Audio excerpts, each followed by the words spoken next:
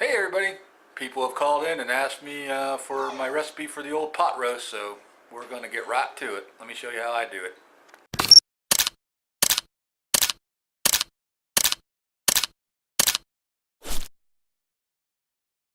Alright, first thing I'm going to get is a 5 or 6 quart slow cooker. Next you're going to need 2 to 3 pounds of a nice chuck roast. This is just a Walmart brand. I use 3 packages of this slow cookers savory pot roast mix, or whatever you call it, from McCormick. I use 1 whole sweet onion. I try to use most of it. I use 1 package of celery. I might cut a little bit of the treetops off and the very nasty stuff on the end, but I use that whole package. I use 1 package of baby carrots, sometimes a little bit more, doesn't matter what brand, just as long as they're small. And then I get these small little potatoes. Some people call these salt potatoes or butter potatoes. I have 2 packages because it just depends how big your pot roast is and how much of the celery you use.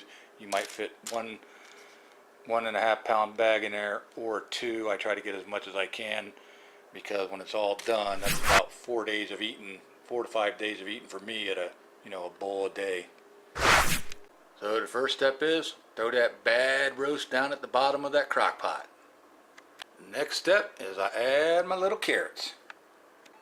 After the carrots, I got all the taters in there. Now sometimes I'll take big taters like that and I'll cut them in half, but I'm lazy today.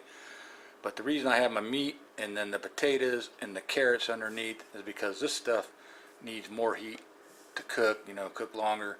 I just make sure that it's all down in the juice. The other stuff like the celery and the onion, that's going to be on top because that'll get some of the steam. So it's doesn't need as much cooking time or heat as that does down there. Alright, when I cut my onions up, I don't cut anything special. I just cut it in half and cut it in quarters and cut them in these little slices like this. Sometimes I'll break them up when I throw them in there a little bit, but for the most part, they're going to break apart as they cook. So you don't have to get every piece separated, just, get the most part separated. I used a whole onion. Some people will dig out the little bit of middle. I did obviously cut the ends off and take the outer skin off. So there I got my onions all sprinkled around. So this is what I call the good parts of the celery. I got it all cut up.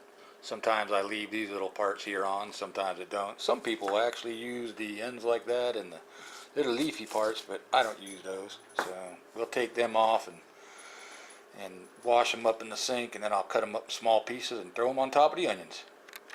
And the next step to me is kind of important. So some people will argue with me, but I take a measuring cup like this and I put 2 cups of really hot water in there. Now this calls for 3 cups, actually a cup a package, for a total of 3.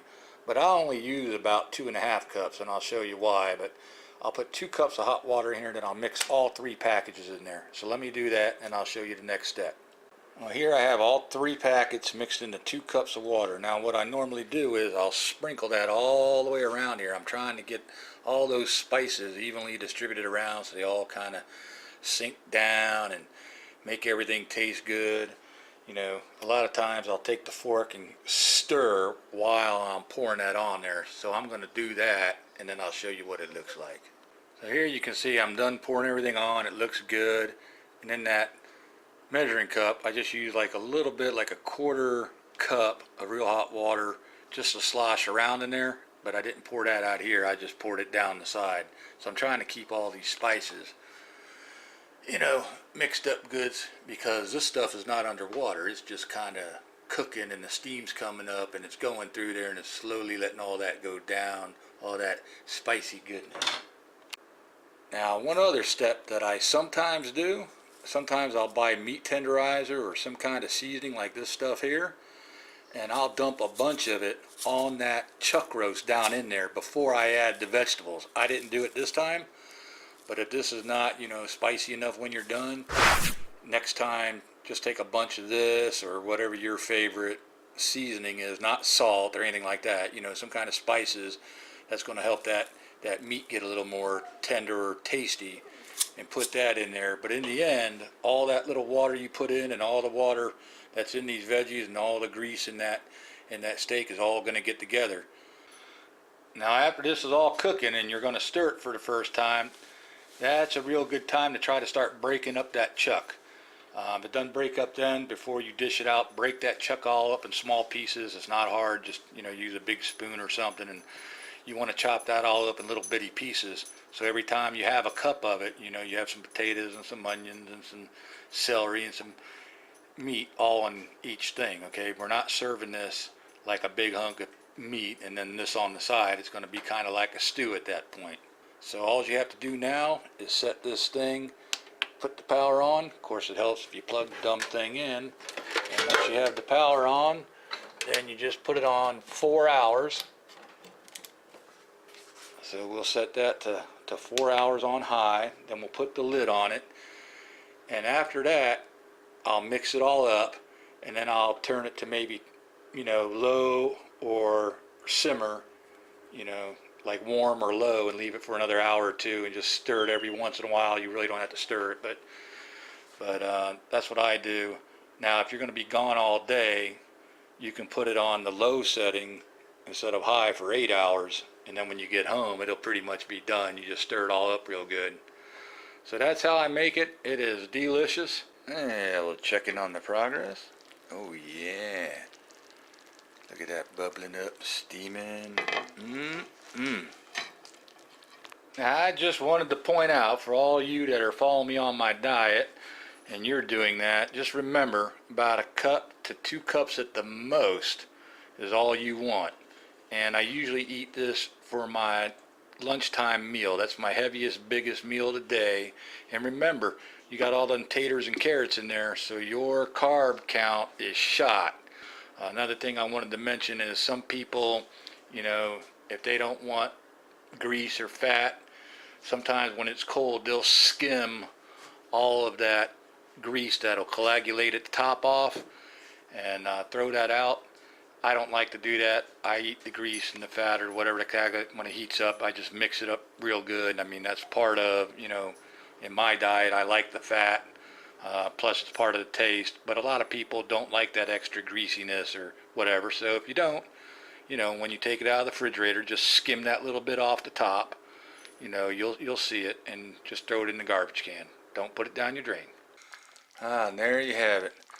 This roast actually took about 6 hours on high to cook and break it all up. Because we had a little bit more potatoes than usual, but it depends on your meat. I think that was a chuck roast. There's other roasts you can use, but the recipe is basically the same. Enjoy.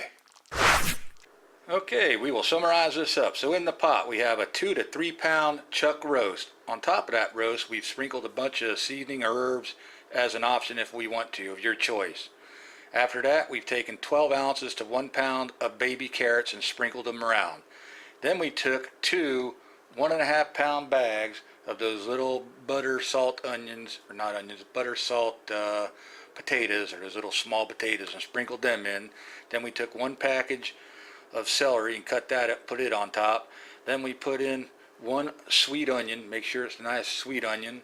And then we took 3 packets of McCormick slow cooker, slow roast, and we put that into 2 cups of hot water inside of a measuring cup, and we mixed it up real good and drizzled it all over. And then we took about another half a cup, if that, and sloshed it around to get the rest of the stuff out of there, and poured that down the side just so you don't waste any of those delicious spices.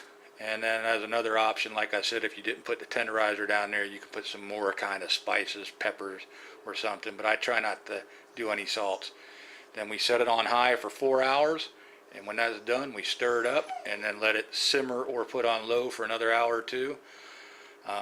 Make sure it's done. You'll know when you eat the potatoes. If it ain't done, just let it sit for a little bit longer. And then if you're going to be gone all day and you're not going to make this on a Saturday or Sunday because you have to go to work, then put it on low for 8 hours, and then when you get home, stir it all up real good and simmer it again for another hour or so. So that's it. Enjoy. Hey everybody, thank you so much for watching my videos. I really hope you enjoyed them. If you have a comment or a question, leave it in the comments section below. I'll be glad to answer it as soon as I can, or maybe one of my subs will. But remember, please hit that subscribe button that's going to pop up, and YouTube is going to put more videos for you to watch over here. So enjoy yourself, grab the popcorn, and just remember, we really appreciate you being part of our family and subscribing to our channel. All the support you give us has been wonderful. So have a great day, and we'll see you on the next video.